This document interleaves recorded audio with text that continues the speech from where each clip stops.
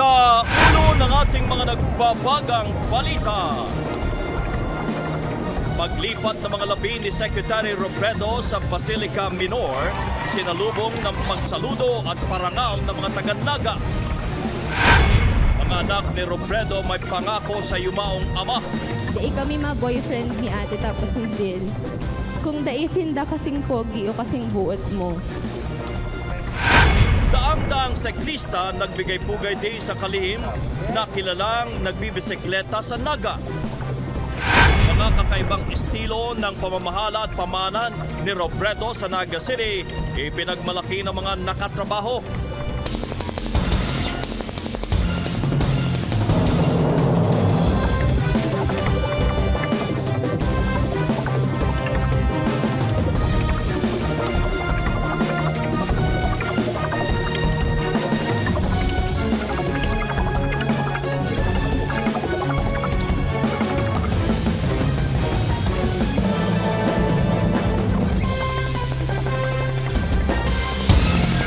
Live mula sa ABS-CBN News Center, Manila, ito ang TV Patrol!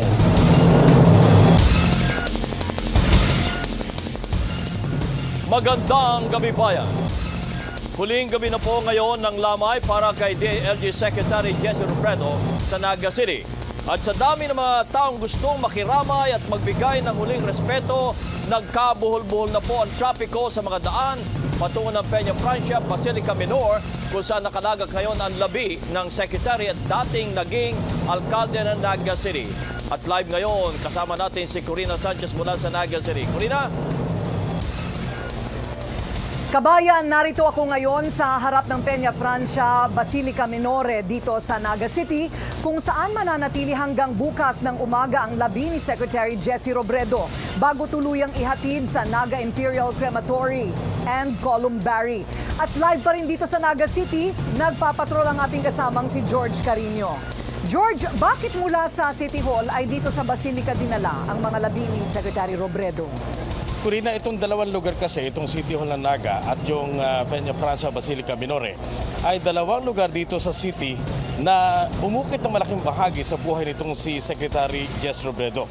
18 taon siyang nag-opisina sa Naga City Hall bilang mayor at ito namang Basilica ay deboto po na masugid itong si Secretary Robredo ng Nuestra Señora de Peña Francia. Mula City Hall, naihatid din dito sa Peña Francia, Basilica Minore ang labi ni Sec Jess. Pero inabot din ang kulang sa 2 oras ang biyahe. Sabi ng kilalang mortisya na si Frank Malabed, problema kagabi kung paano itatawid sa init ang labi ng kalihim. Si Malabed ang mortisyan na nag-asikaso sa labi noon ni dating Pangulong Marcos, Pangulong Cory Aquino at Senador Ninoy Aquino. Kung pag-transfer lang, wala nang problema yung kako dahil kasi yung init ang iniisip. Alam mo, yung init hindi na maging masyadong problema. Ang problema natin pag umulan.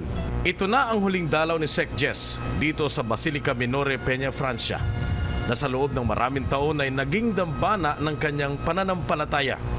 Kaya hindi maiwasan ng pari na maging sentimental, lalo't sa Setyembre ay piyesta na naman ng Peña Francia.